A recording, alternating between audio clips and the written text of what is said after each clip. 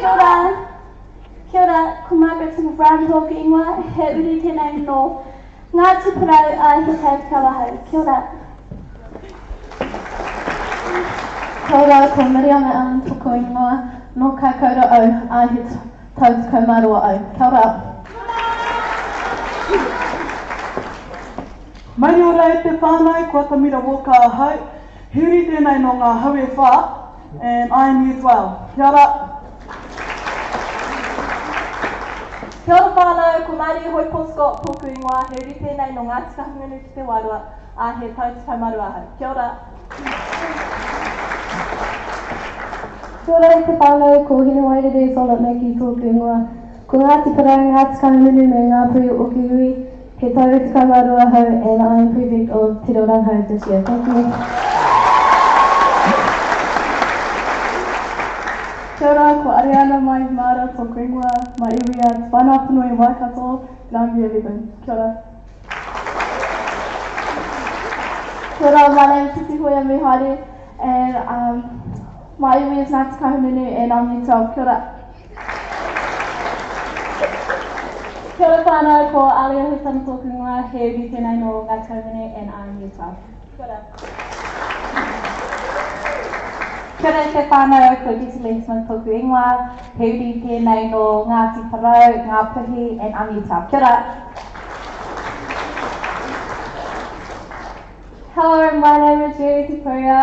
I'm year 9 and my iwi are Ngāti Tūwharetoa and Ngāi Tūhoi. Thank you. Mai ua e te whānau, ko Jacqueline Broughton tōku ingoa, ko te arawa me Taranaki o iwi, and I'm year 11. Kia ora. Kia ora, ngā alamana tōku ingoa, he uri tēnei no Ngāti Parau, he tau iwa hau. Kia ora. Kia ora, ko Ashley Hau tōku ingoa, he uri tēnei no te whānau punui, he tautau hau. Kia ora. Kia ora te whānau, ko Te Ora Manawa pe tōku ingoa, he uri ai no Tūhoi me Ngāti Kahungunu, he tautau hau. Kia ora. Kia ora whānau, ko Claudia Ringo Zamka tōku ingoa, he uri tēnei no ngā puhi a he tau iwa hau. Kia ora. Kia ora whānau, my name is Matariki Wairau, I am year 11 and I'm from Rongo Mai Wahine, Tūhoi. Kia ora. Kia ora, my name is Alia Davies, and my iwi is Ngāti Kahungunu, and I'm year 10. Kia ora te whānau, ko Transpre Tātei tōku ingoa, he uri aha no Ngāti Manapota, he tau iwa ahau. Kia ora. Hello everybody, my name is Emily Osborne. I'm from Ngāti Kahungunu and Waikato and I'm year 11. Kia ora. Ngā mihi māhau te whānau, ko Kōwhiri Elaine Smith tōku ingoa, he uri ahau no Ngāti Kahungunu o te Wairua me ngā mauti o Hamoa, he tautau matai ahau. Kia ora. Tēnā koutou te whānau, ko Soraya Irwin tōku ingoa, he uri tēnei no Ngāti Kahungunu, he tautau ahau. Kia ora. Kia ora whānau, ko Tangiroa Takiri tōku ingoa, he uri tēnei no Waikato Tainui, he tau iwa hau. Kia ora. Kia ora, my name's Dan Garlicup. I'm from Ngāti and I'm 18. Kia ora, my name is Hariata Cliff. My iwi is Ngāti Awa and I'm a year 9. Thank you. Kia ora, my name is Anita Butler. My iwi is Te Atu Haunga Paparangi and I'm year 10. Thank you. Kia ora, my name is Kalana Kei Whapiaro. My iwi is Ngāti Kahungunu and I'm year 9. Kia ora. Kia ora, ko Amiri Rangahau tōku ingoa, he uri tēnei no Ngāti Parau, he tau iwa hau. Kia ora. Kia ora whānau, my name's Te Wanakore. My iwi is Ngāti Maunga Poto and I'm year 9. Thank you. Kia ora, my name is Miri Mahimakrika. My iwi are Ngāti Kaunere and Ngāti Pāwera and I am Yew Ten. Kia ora, ko mai kei toku ingoa, I'm from Omahu and I'm Yew Ten. Kia ora, my name is Camille Smith. My iwi is Ngāti Kahununu o Te Wairoa and I'm Yew Ten. Thank you.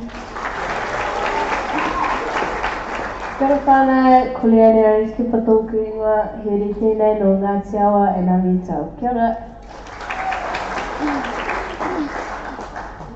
Kia ora, ko Jaira tōku ingoa, he ri ahau no Tāti Aunu i a Pāparangi and I'm Yew Tau.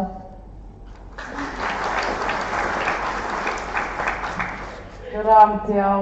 I finished in 2004. Kia ora. It's a... Sitting up! Kauri!